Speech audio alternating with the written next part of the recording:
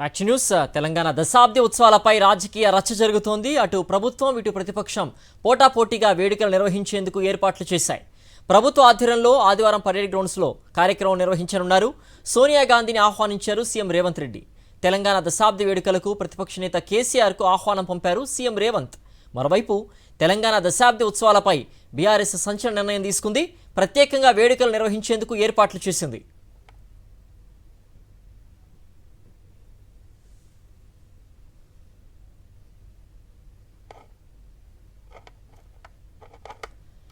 తెలంగాణ రాష్ట్రం ఏర్పడి 10 ఏళ్లైంది.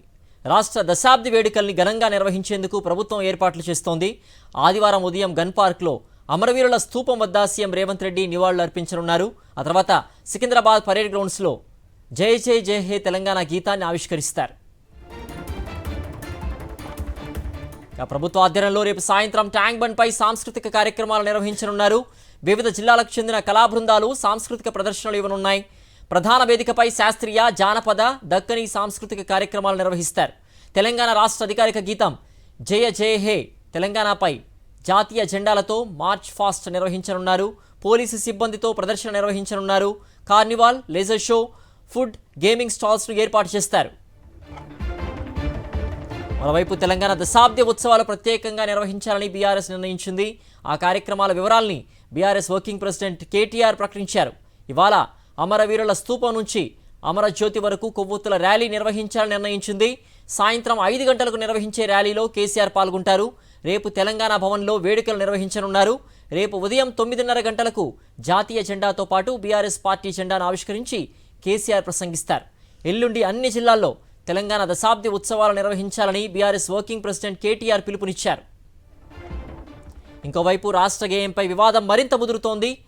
కాంగ్రెస్, బీఆర్ఎస్ మధ్య పాటల యుద్ధం కొనసాగుతోంది. పోటాపోటీగా గేయాన్ని రూపొందించాయి అధికార ప్రతిపక్ష పార్టీలు.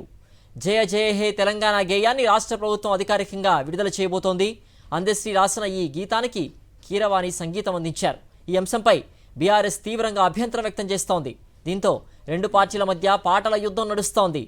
జయ జయ జయ హే తెలంగాణ గేయానికి సంబంధించిన లిరిక్స్ ఇప్పటికే రెడీ అయిపోయాయి.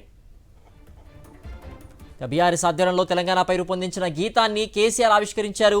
ఈ గేయాన్ని గోరటి వెంకన్న, సింగర్ కల్పన, మనో పాడారు. తెలంగాణ తేజం పేరుతో ఈ పాటను విడుదల చేశారు. రాష్ట్ర గొప్పతనం, రాష్ట్రంలోని ప్రత్యేకతలు, ఆత్మగౌరవం ఉట్టిపడేలా ఈ పాట రూపొందించామని బీఆర్ఎస్ చెబుతోంది. ఇప్పుడు ఈ 2 పాటలతో తెలంగాణ రాజకీయాల్లో జోరుగా చర్చ సాగుతోంది. తెలంగాణ దశాబ్ది వేడుకల వేళ కాంగ్రెస్, బీఆర్ఎస్ మధ్య మాటల యుద్ధం నడుస్తోంది. దీంతో ఆవిర్భావ వేడుకలు ఒక్కసారిగా వేడెక్కాయి. పోటాపోటీ కార్యక్రమాలపై ఏర్పాటు చేయడంతో ఉత్కంఠ రేకెత్తిస్తోంది.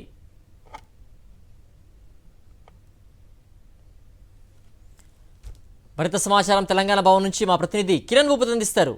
కిరణ్ భూపతి, ఏంటి పోటాపోటీగా ఇక్కడ గీతాలు వినిపిస్తున్నాయి, అలాగే రేపు పోటాపోటీగా కార్యక్రమాలు నిర్వహిస్తోంది అటు కాంగ్రెస్, బీఆర్ఎస్, ఎలా జరుగుతోంది? ఒక రాజకీయాలకు సంబంధించి కూడా ఎలా చూడొచ్చంటారు?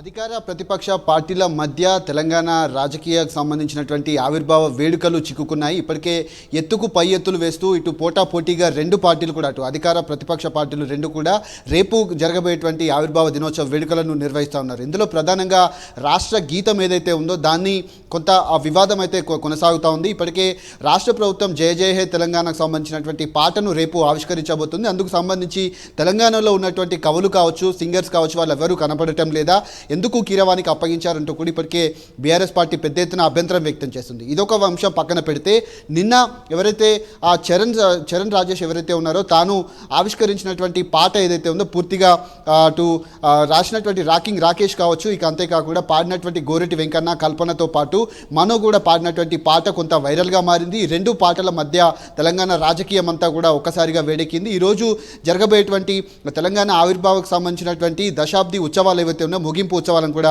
బీఆర్ఎస్ పార్టీ పెద్ద ఎత్తున నిర్వహించాలని కూడా సూచిస్తూ ఉన్నారు. ఈరోజు సాయంత్రం 7 గంటలకు ఏదైతే గన్ పార్క్ నుంచి అమరజ్యోతి వరకు కూడా భారీ క్యాండిల్ ర్యాలీని కూడా చేపడుతూ ఉన్నారు. రేపు ఉదయం 9 గంటలకు కేసీఆర్ తెలంగాణ భవన్లో జాతీయ పతాకాన్ని ఆవిష్కరించి ప్రసంగం కూడా వినిపించబోతున్నారు. ఏం మాట్లాడతాననేది కూడా ఒక ఉత్కంఠ అయితే నెలకొంది. అటు రాష్ట్ర ప్రభుత్వం కూడా పరేడ్ గ్రౌండ్లో పెద్ద ఎత్తున కార్యక్రమం నిర్వహించబోతుంది. రెండు కార్యక్రమాలకు సంబంధించినటువంటి అంశంలో కూడా హైదరాబాద్లో కొంత రాజకీయం అయితే వేడెక్కింది. రేపు కేసీఆర్ కూడా ప్రభుత్వం నుంచి ఆహ్వానం అందింది. తాను హాజరవుతారా లేదా అనేది ఒక ఉత్కంఠ అయితే కనిపిస్తూ ఉంది. ముఖ్యంగా ఈ ఆవిర్భావ దినోత్సవాలకు సంబంధించినటువంటి అంశంలో కూడా దాదాపు 3 రోజుల పాటు కార్యక్రమాలు నిర్వహించాలని కూడా పార్టీ భావిస్తున్నటువంటి నేపథ్యంలో కేవలం కొన్ని కార్యక్రమాలు మాత్రమే ప్రస్తుతం ఆ బీఆర్ఎస్ పార్టీ నిర్వహిస్తుంది. అందుకు సంబంధించి తెలంగాణ భవన్లో కూడా ఏర్పాట్లు కూడా కొనసాగుతూ ఉన్నాయి. అటు రాష్ట్ర గీతం కావచ్చు, అంతేకాకుండా అధికారిక చిహ్నం మీద ఇప్పటికే వాయిదా వేసుకుంది కాబట్టి అధికారిక చిహ్నం కాకుండా ఇటు రాష్ట్ర గేయంలో కూడా కొన్ని మార్పులు అయితే చేసింది. దానిపైన కూడా తీవ్రంగా అభ్యంతరం అయితే బీఆర్ఎస్ పార్టీ వ్యక్తం చేసింది. అందుకు పోటీగానే నిన్న ఒక పాట అయితే రిలీజ్ చేయడం జరిగింది. తెలంగాణ ఆత్మగౌరవం కావచ్చు, తెలంగాణలో ఉన్నటువంటి ప్రత్యేకతలు కావచ్చు, రాష్ట్ర అభివృద్ధి కావచ్చు, అవన్నీ కూడా ఉట్టిపడే విధంగా ఈ పాటను కూడా రూపొందించామని కూడా చెప్పినటువంటి వాళ్ళు ఎవరైతే ఉన్నారో వాళ్ళు కూడా కేసీఆర్కు చెప్పడం జరిగింది. ఆ పాటను కూడా కేసీఆర్ ఆవిష్కరించారు. ఈ రెండు పాటల మధ్య తెలంగాణ రాజకీయం అయితే ఏదైతే ఇరుక్కున్నటువంటి పరిస్థితులు అయితే కనబడుతున్నాయి. రేపు ఇరు పార్టీలకు సంబంధించిన అటు ప్రభుత్వం నుంచి సీఎం రేవంత్ రెడ్డి కావచ్చు, ఇటు టీఆర్ఎస్ పార్టీ నుంచి కేసీఆర్ కూడా ఏం మాట్లాడతారనే దానిపైన కూడా ఒకంత ఉత్కంఠ అయితే నెలకొంది. రేపటి వరకు అయితే ఈ సంబంధించినటువంటి సమాచారం అయితే మనం ఎదురు చూడాల్సి ఉంటుంది. సిద్ధు. ఓకే రాకేష్.